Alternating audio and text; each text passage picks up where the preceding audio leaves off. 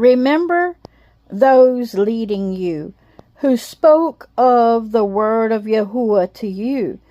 Consider the outcome of their way of life and imitate their belief. Yahusha Mashiach is the same yesterday and today and forever. That is Hebrews 13 verse 7. So when I think about who taught the word of Yahuwah, I think of my grandfather. I have two good grandfathers in the great cloud of witnesses. But David Lee Yates, he would pray powerfully. His voice would just carry. And then Hardy Monks, he was a little bit quieter, but even though he was quiet, your heart burned within you when he spoke. I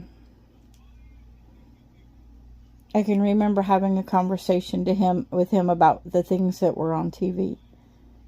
It made a really big impression on he was in the hospital, but they bothered him while he was in the hospital because I watched something about a man who had first he made a blanket of food in front of a woman and a child, and then he jerked the blanket away and all the food.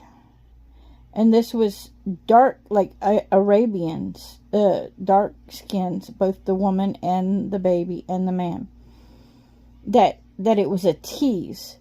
Okay, and even as a child, even though it was a commercial, or I don't even know what it was. I mean, I was very, very young.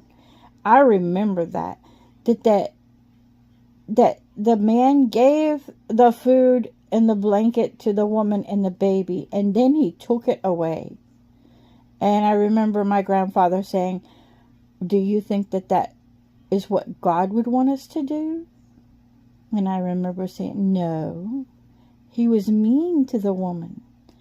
And he said, "Do you think that God would want us to watch that?" "No, I really don't. But can we fix it?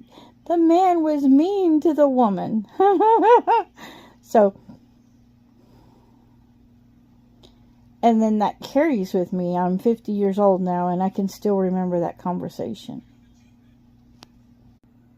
Who do you remember